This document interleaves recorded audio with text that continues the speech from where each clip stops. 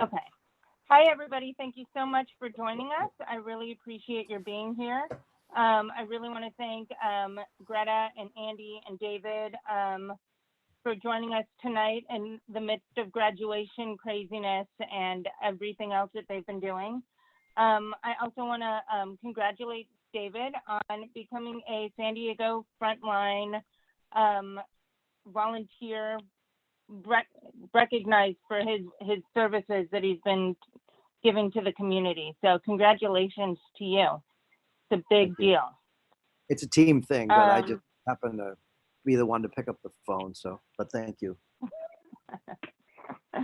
I know that many of our community members are today meeting and marching in a peaceful protest along with many others around the country for Black Lives Matter. And I apologize that this was conflicting schedule-wise, but I'm really happy that we're doing this. I think that the community is really anxious to hear from you guys about ideas of what's going to happen. And that being said, I'm going to open it up to you all to tell us what's going on.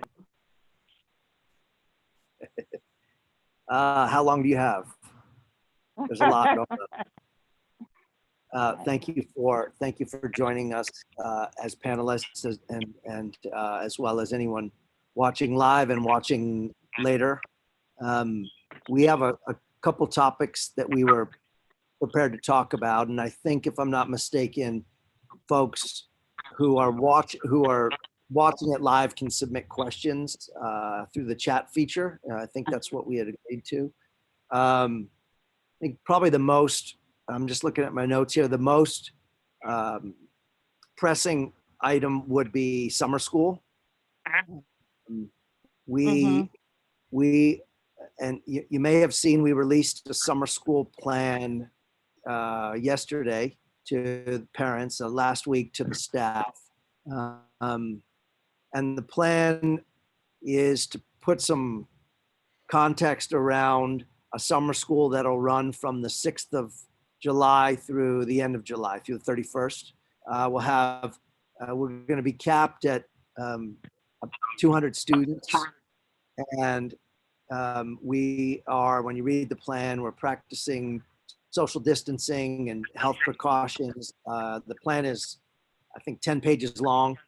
And so there's a lot of detail in there.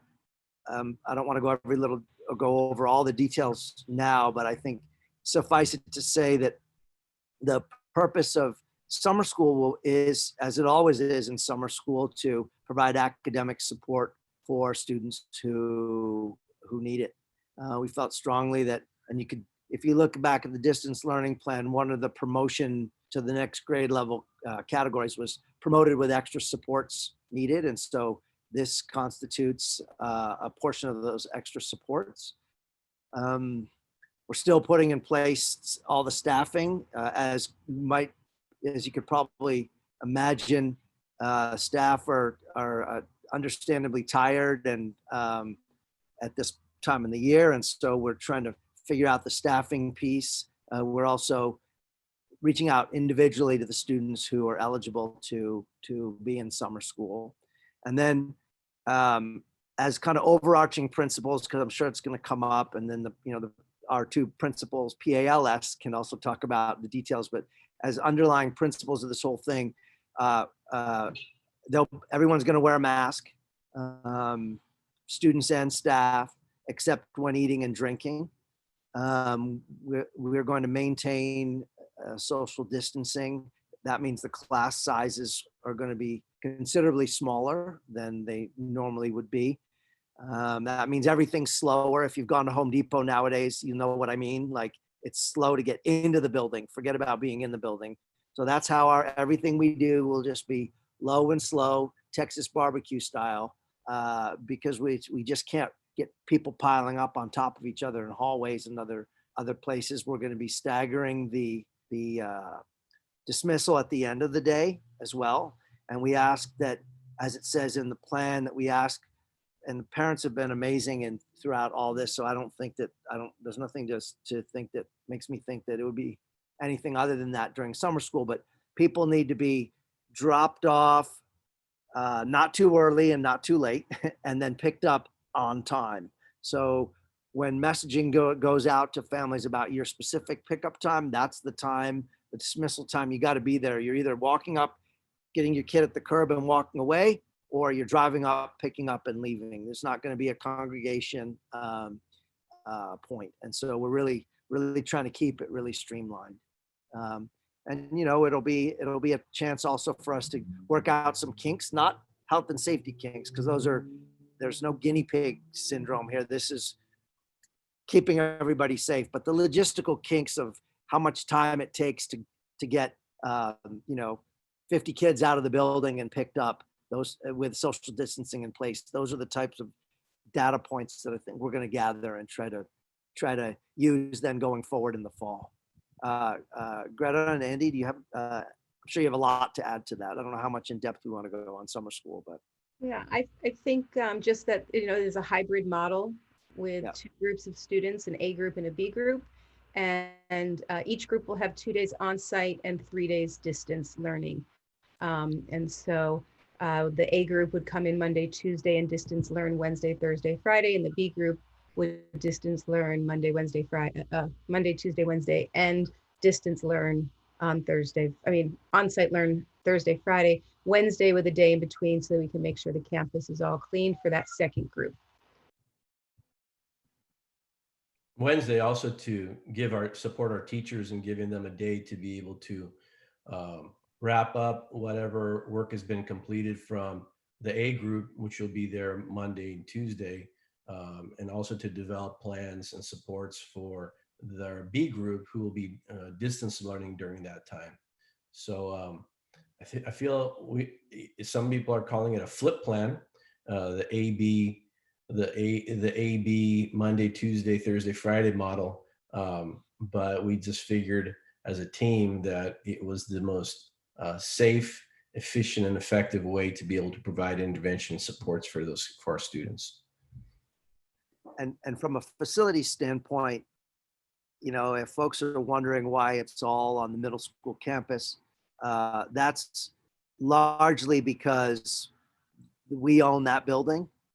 We don't own the Einstein Elementary facility, and so that facility is under San Diego Unified guidelines around people being on the campus, and around students being on the campus. So we elected to have it all in one place, and because we have multiple entrances, we can work out the logistics of kids going into the building and then going back out to the cars in a way where we can keep as many people separate as possible during that time. I'm just looking at one of the questions asked, is summer school going to be English only? At the elementary, we are striving to actually have a German component as well, so that the kids would be focusing on English, math, and German. I also see a question about, are there any plans for after school activity? Oh, that's more for next year. We can answer that in the context of the reopening for next year. So that's kind of a good segue, I think, into reopening for the fall. I know a lot of people were watching San Diego Unified's board meeting, or they may have seen on the news a plan that the district is intending to implement. I would say that there's still a lot of planning to implement pieces of it. There's a lot of still calls for additional funding from the state and from the federal government. And keep in mind, what the district does obviously has an impact on us, but it doesn't have to drive exactly what we do. So a couple comments about reopening in the fall. I have a conversation this Friday with San Diego Unified's leadership, as well as senior charter leaders in town, to try to see what we can do to coordinate where we're similar and then where we differ in terms of reopening in the fall. That'll help inform our messaging going forward.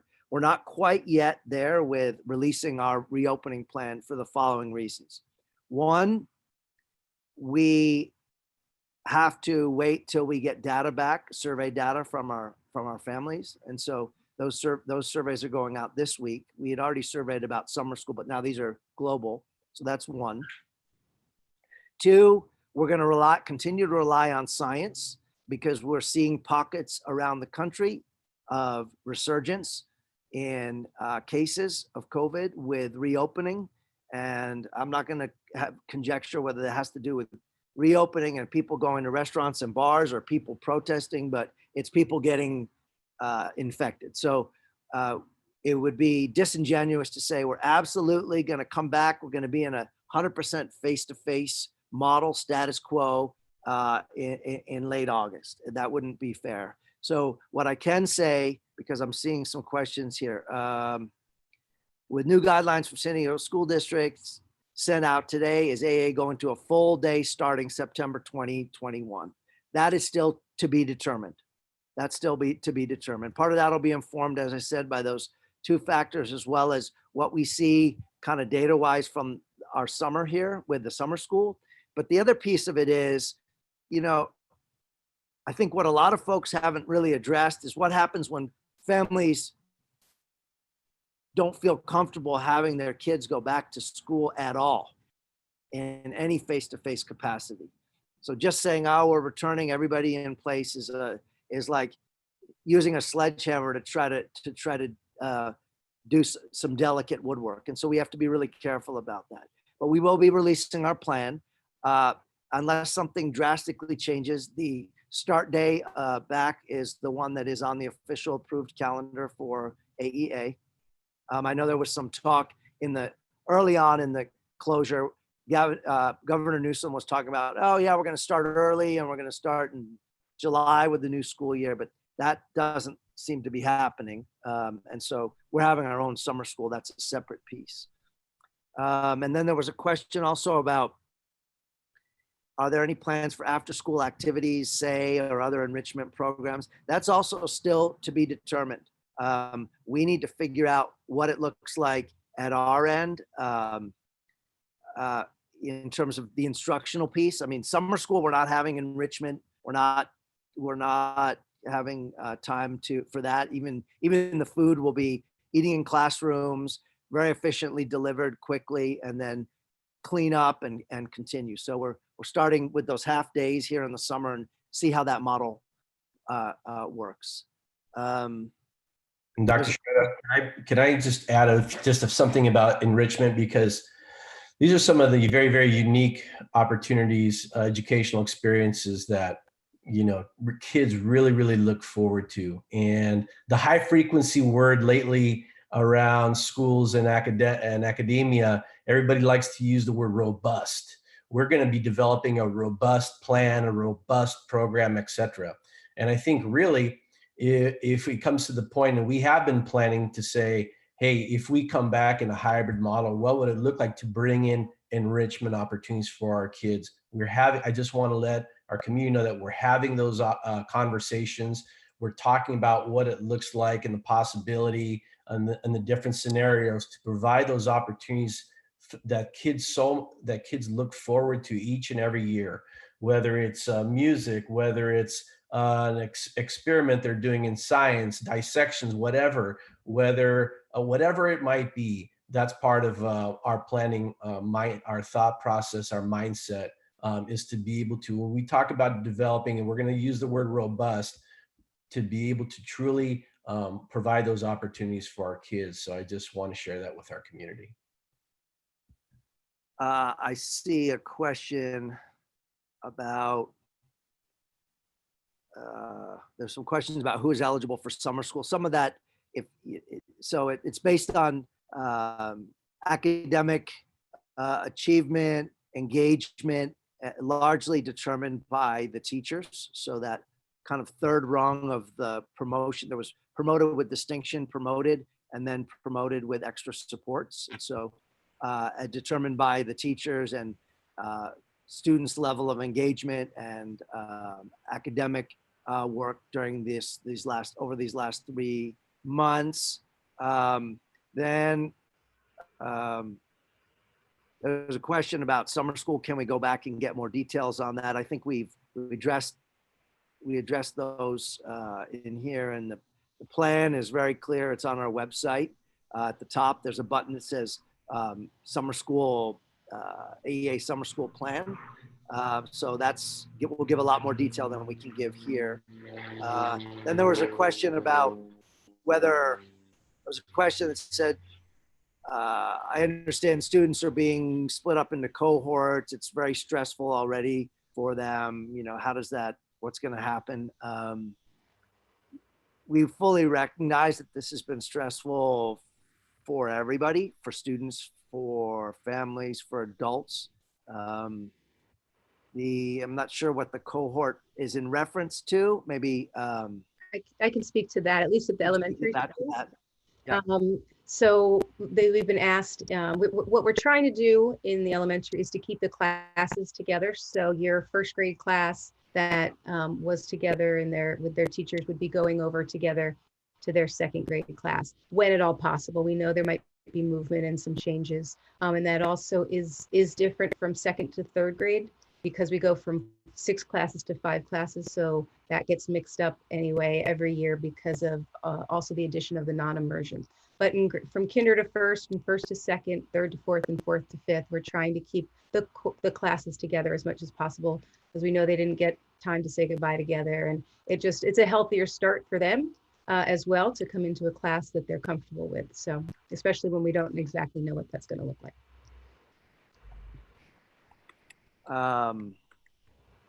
Sorry, I'm trying to multitask here. Don't want to overlook people's questions, but sometimes it jumps around a lot. There'll be a lot more to come. We appreciate your patience. We certainly didn't want to come out with a plan that was out in front of what this pandemic was going to do to us. And we believe, that just depends on what school of thought you follow. We've been trying to be cautious and be basing our decisions on as much guidance from the authorities as possible. A good question, a valid question is, how can we get your help with employers understanding over the new situation? I'm worried my boss will make us all go back to work in a normal way. Meanwhile, school's not back to normal. What help can you offer in easing that? Letters for employers? That's a big one. But I think that once we release our reopening plan and it has details, and just as the summer school plan has a clear calendar in their schedule of the week that says, this is cohort A, cohort B, these are the days they're in class, these are the hours that they're in class. I think that might help with employers. But I think that hopefully employers realize that we're not in a normal situation, and we're certainly not the only schools facing this. This is, everybody in America and around the world is facing it. So I wish I had a better answer for that. I wanted to kind of also address, let's see. We had a note here in our informal agenda is kind of budget planning and the implications for Einstein. So if you watch San Diego Unified and you watch what's happening in other districts, and you might have noticed in the news, there was a prominent local charter school that laid off 30 or 40 of their teachers, citing budget challenges. You'll know, obviously, that we're all in a tough situation budget-wise. That having been said, if you watch the last board meeting, which I realize not everybody does, but we had a lengthy conversation about the 2020-2021 AEA budget, about the information coming from the state, the support from the federal government, and we were charged as a staff with bringing 8 scenarios to our finance committee, which has leadership from staff and also has board members on it, and then working through scenarios and bringing those back to the June 23rd board meeting. So this next board meeting, you're going to see a recommendation from our finance committee that comes forward. I can't make any promises about what a board does, because that's why those meetings are public, and we have the Brown Act, and so obviously nobody can plan what they're going to, no one collaborates on what they're going to decide. But the recommendation coming from the Finance Committee is we believe we've found a reasonable and sustainable budget solution that preserves staffing levels, and allows us to continue to operate going forward. It will require some reductions in discretionary spending. So discretionary spending, we the principals and I went with a fine-tooth comb through both budgets for our schools. And so there's areas of reduction, and we tried to keep them away from the classroom. We tried to we kept them away from staff positions. And then we're asking that the board also dip into our reserves to help balance the budget. So if you watch next Tuesday, you'll see that that's the main topic that we have to discuss. Again, you're going to see some school districts, Sweetwater School District has 0 reserves in their budget for the second year in a row. So that's amazing to me that such a large district has less in reserves than Einstein does, but that's the truth. San Diego Unified is, going to be in a tough budget situation. They're trying to press outside entities to give them to allocate more money. I respect that approach. If those monies come in and happen to affect us, that's fantastic. But we feel that because the budget's been managed in a fiscally conservative way for now more than a decade, that we'll be able to weather this. It's going to be tough next year as well, because the long tail of this dragon is going to take a while to whip back around. And so even as unemployment rates go down and the economy kickstarts back, we don't really know what that's going to do to tax revenues in the state and those sorts of things. So we'll know more after July 15th, when people have to actually file their taxes in the state of California. And then we had, let's see, very quickly, we this week had a high school task force meeting. I think it was a productive meeting. It was open to it was actually open to whomever wanted to participate on the call. We had a member of the San Diego Unified School District who works in the building and maintenance and construction department. We had a gentleman named Ray Rodriguez who's helping us at the facilities end at Einstein. We had our attorney, we had our board president and the principals and myself. And so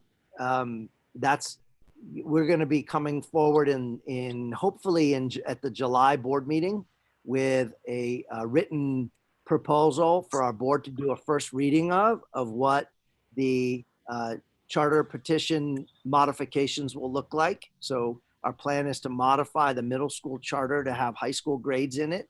And that's the reason for that is because the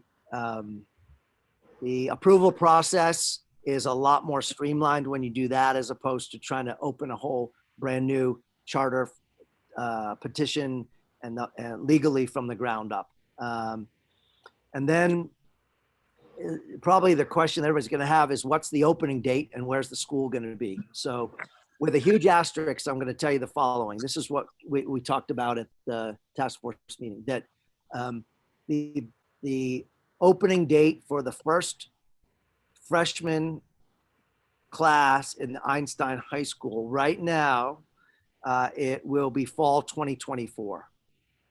And the plan is to grow slowly over 4 years, 200 students a year, so that it would be 2028 would be the first time that the school had 800 students 9 through 12 in it. So 800 in the high school. And a huge asterisk, but a hopeful asterisk, maybe we'll put 2 asterisks next to it, is that we intend to use Proposition Z and Measure YY monies using the district's mechanism to purchase and renovate the building adjacent to the current middle school. So that's in the works. I can't talk about the real estate negotiations for obvious reasons. And then additionally, because the district negotiates those, we don't. We wouldn't own it. They would own it. And we would be able to use it under a similar agreement that the Einstein Elementary uses their campus. So that's what we talked about at the task force. I know it's an odd thing to be talking about in the midst of closures and summer school and reopening and do we wear masks or not and all these things. So I acknowledge that. But the construction and the planning of what has amounted to multiple billions of dollars for school facilities, ironically, has just continued unchecked during this whole time because construction was deemed an essential area. And so money kept flowing and the work's been done. So being done. So we didn't want to just drop off the end of this thing and not be able to catch up. So that's why we had that task force meeting. I'll stop because I've been talking endlessly.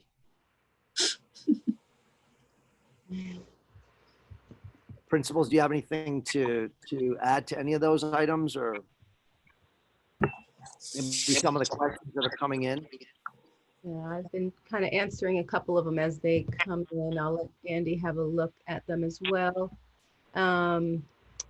One of the questions is, have there been discussions to modify attendance requirements with the possible need for students to self-quarantine during the school year? And so, that's twofold. On our end, we're looking at distance learning possibilities. It's also a state issue in terms of ADA, which is what funds us as our average daily attendance. And so I don't know if the state has said anything about attendance as of yet and what that looked like. This year it was frozen on the last day of February. And so we got all our funding based on our average daily attendance at that time. But to my knowledge, there's been nothing from the state regarding here. So yeah, I mean, just to echo that, ultimately we'll have to follow what the state does because the money flows or doesn't flow depending on what they decide. And they've been thoughtful about acknowledging, I mean, the issues that the Einstein community face are the same that millions of people are facing across California with their kids and quarantining and health issues and fear of going back and vulnerable family members at home, all of those various shades of concern here. So we'll let you know as soon as we get information on that. And then there's just another question about approximately when we're going to have our reopening plan. And I know we mentioned that a little bit earlier about, getting the data, getting survey evidence back from survey results back from families, looking at what the beginning of July looks like with our own summer school happening, and then looking at the science and monitoring the COVID numbers. And so it won't be probably till July.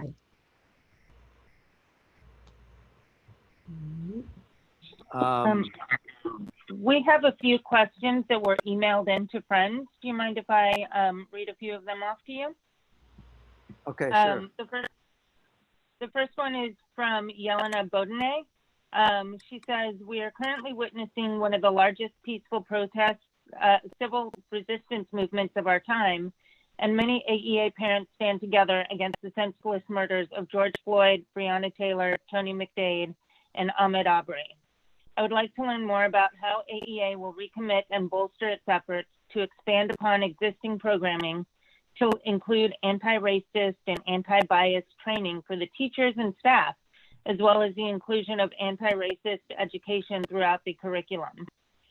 I believe that comprehensive reforms are necessary in structural, cultural, and direct violence as they disproportionately affect Black people, Indigenous people, and people of color, as well as people of diverse legal status and gender identity within our school systems.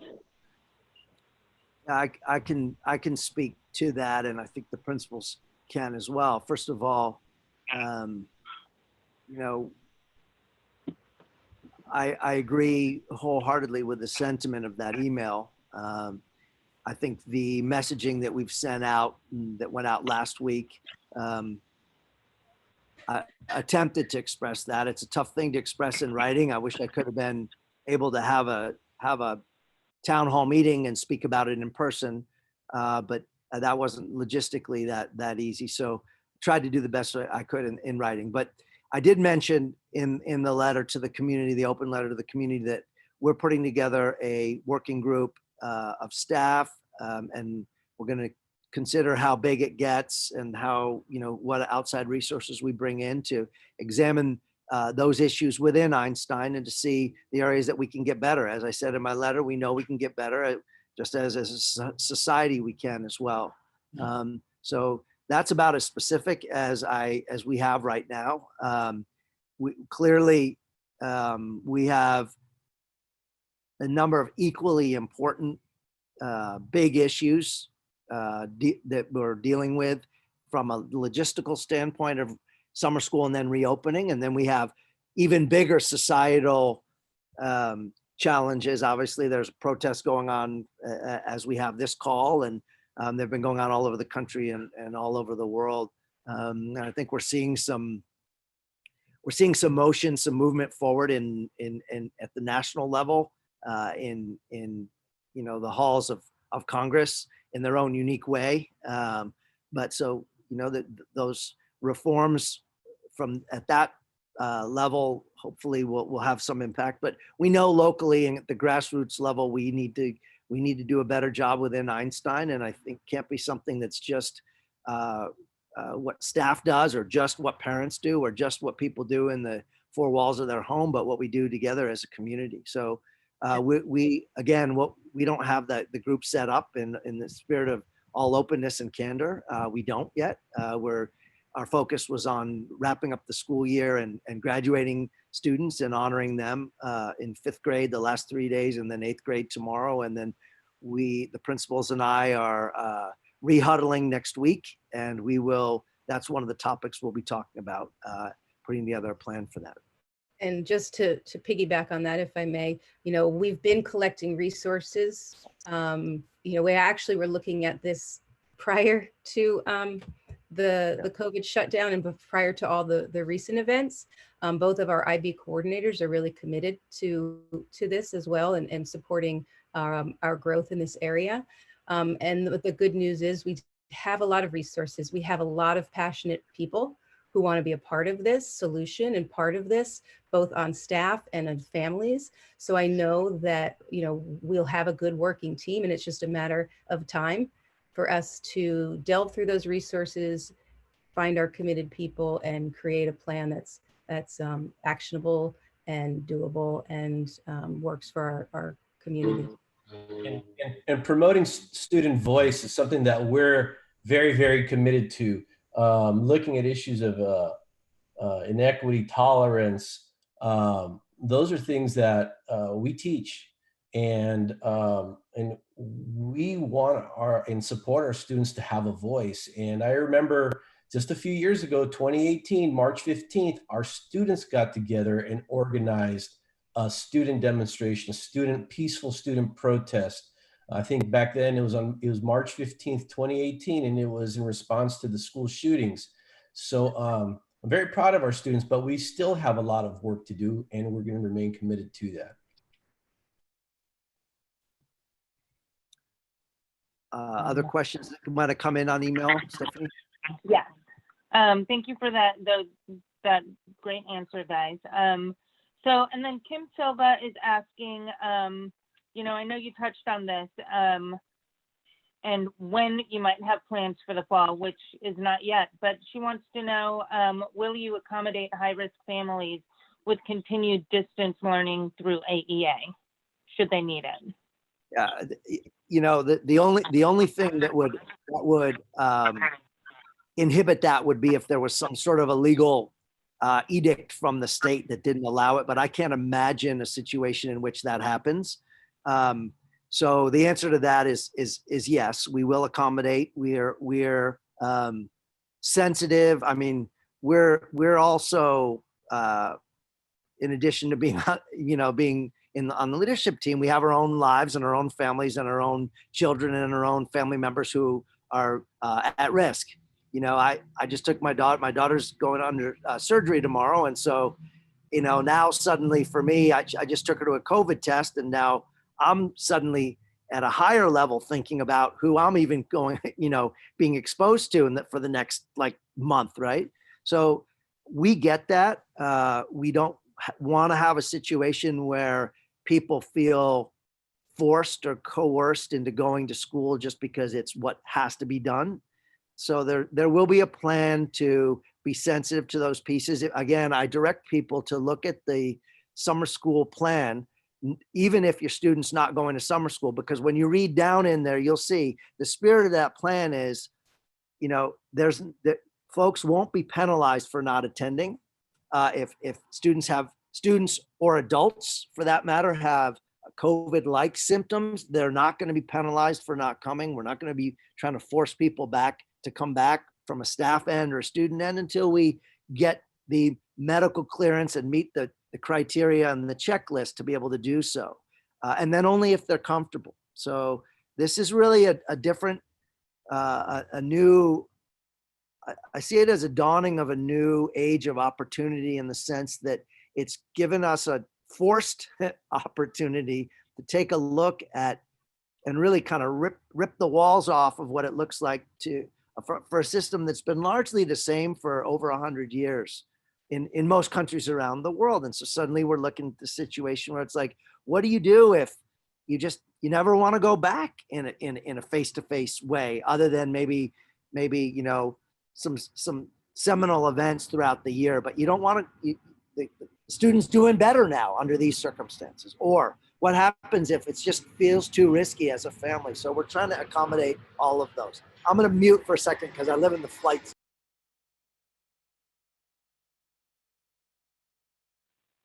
I'm going to go ahead and ask one more question. I know that before all of this, we were talking site modernization, and now I realize that we're probably going to need to use all of our campus to continue to keep people separated. Are we moving forward with site modernization regardless, or what's happening with that? Yeah, so the site modernization is moving forward. It's probably unfair to the school district to say regardless, because they're facing, at all their campuses, they're having to face the same thing, right? So suddenly when your real estate stops being able to be utilized at the same level, that may have an impact on timelines. We honestly, in the spirit of candor, haven't gotten to that point of having those conversations yet with that department at the district. Because right now, if you remember, we're still in the planning and design phase until deep into the fall. And so between now and then, it will be when we start to look at firming up those timelines, and that has an impact then on the bids that go out to contractors and all of those pieces. So that may have an impact on the length of this thing. That having been said, the money is there. I'm on a committee that is a citizens oversight committee separately for those bonds. And so I know they're selling more bonds, and the money is flowing and the work is being done. And so we're going to have to be, if you thought we were going to have to be flexible before the pandemic came into our lives, now it's just like flexibility on super steroids. So yeah, great question. I don't really have a really firm answer on it.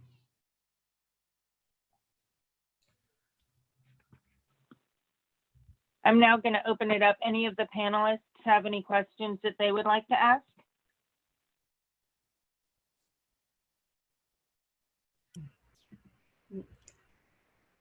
Okay.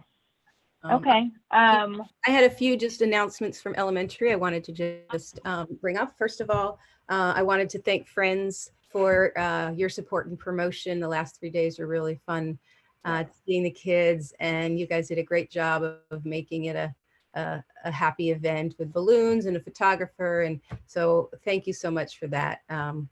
It was good to get to see the families before they go off to middle school. I also wanted to just give a shout out. We did our 5th grade exhibition, which is the culminating PYP big end of the year program. And it was great. It was all online, and we struggled with figuring out how to do it. And Michelle Guarino took it on with the 5th grade team and our mentors, and have a whole website with all the kids' exhibition projects, which became more of a personal passion projects. And they were fantastic and creative. So I wanted to give a shout out to our 5th graders who took that on, and the mentors, and Michelle Guardino who helped them, because that was a big part of their end of 5th grade year. I know that there's been questions about when we're getting our stuff back. That came to me. We really were focusing on our 5th and 8th graders and being able to get their supplies back. At the elementary campus, we've been restricted as to who we can even let on and how often. And so that's kind of to be determined. Our students who know we're moving away, and our 5th graders have all been able to get whatever they need from the classrooms, and we'll keep you posted as to how we're going to retrieve all the rest of the belongings that are all still there and safe. So we will develop a plan over the summer for that. Hold tight to your technology if you're coming back. This is both campuses. We know that we might need it in the fall. So unless you are not returning to Einstein, just keep those Chromebooks handy, and hopefully not near your water bottles, but hopefully weigh a little bit more this summer and not on them as much. And then library books as well, hold on to those. We'll get those in the fall. And report cards for elementary school is actually going to be coming out via email. Through the teachers are going to email you report cards. They are, again, for elementary school, the grades are held over from last year, last semester, but there's comments from the teacher. That's where we're focusing on specifics about how your child did over that 2nd semester, which we know was, harder to measure for sure without the assessment data that we were able to do with the kids. And I just kind of want to lastly thank, first of all, the teachers and staff for jumping in and making this all happen. Obviously, we know that there's no way distance learning can compare for especially our non-readers yet of what that in-school experience is, but they were as creative and as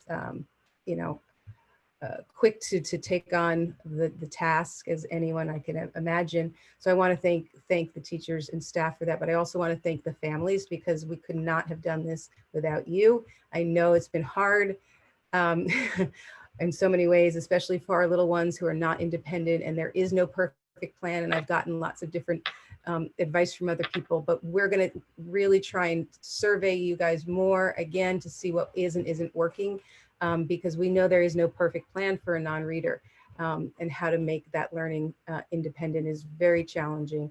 But the teachers have put in endless hours. And I think a lot of it is behind the scenes. And I've had people ask, like, why can't they just do, Zooms for 4 hours? Well, a Zoom for 4 hours is, whether it's whole group or small group, is fine. And people think, well, if they're only working 4 hours, that's so not true. There's hours behind of work put into developing the Google Classrooms, meeting with the teams to develop the curriculum, team meetings with parents, one-on-ones, and then just the amount of technology time and sitting. Really, we want to make sure our teachers are healthy too, because I don't know about you, but if I've been on Zoom for more than 3 hours or 4 hours with adults, it's draining enough. Try it with kids, and it's not as impactful as you would think, because the engagement and scheduling is really complicated. And so I just want to put that out there, because that came out my way. But we're also trying to find that balanced approach that meets the needs of all of our families with equitably. So it's been I want to thank everybody for patience and for your support and for your creativity in this. I'd also like to thank friends for your support, your continued support, and thank our community. This has been a very, very trying time for us all. luckily and thankfully, our teachers and our community have been amazing, flexible, and supportive. Luckily, we started planning for this months before we were out in March, and training our staff in Google Classrooms and in Zoom before. And now looking at doubling down on that and how we can really go from norming to performing. And really, when we talk about the high frequency word of robust, of offering a robust opportunity if we continue to stay in a distance learning model, but the possibility of also having a distance learning model pathway in the future. And we're committed to working the summer with our staff to onboard Canvas, which is a great system. It's being used in colleges and universities, and that's going to be our shift. But a shout out to our teachers who have been amazing working through this, to our community. Tomorrow we'll be celebrating promotion the best we can from 11 to 2 at the middle school, and then it'll be shown 4 o'clock online for all of our families. And thank you once again.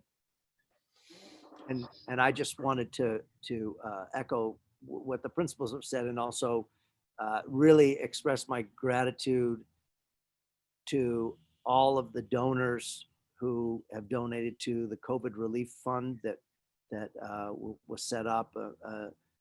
We have over $26,000 that was donated, and probably 80 to 90 individual donors, and some individuals who donated multiple times. And the dollar amount doesn't even matter so much as the intent behind the donations. And so it was really humbling.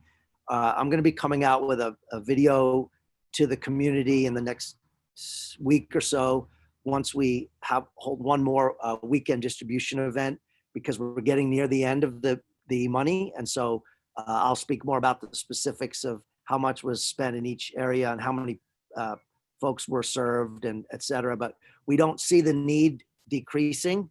The same level of interest we're seeing at the most recent distribution event as at the first one. So it was just humbling that, we all have a lot on our plates, but people just stepped forward and helped, and it's made a real difference in the community in San Diego, both within our school and our schools, and then also outside. So I wanted to express gratitude for that. Awesome. Thank you guys so much for being with us. I just want to throw a few friends announcements out there. We do have some positions open on our board that are up for re-election. If you are interested in being on the Friends board, we are looking for we are electing a VP of fundraising. Tanya's position is up for re-election, the German liaison. Also, the Spanish liaison is up for re-election, and we are looking for a middle school parent representative. And we are also looking to build our middle school parent committee. If you think that you don't want to be on the board, but you do want to be involved in the middle school, we'd love to have you. We need more parent involvement over there to help us navigate the waters of middle school. So we'd love to hear from you. You can find a link on our website to let us know that you're interested in the position, and you can attend our board meeting where we will vote for this, and messaging will be coming out on that. And at the next open board meeting, we will also be discussing the budget. And I just want to thank everybody for an amazing, crazy year. Thank you guys so much. And you guys were amazing. Thank you. Thank you. Thank you, Be safe, Steph. everybody. Thank you. Be safe.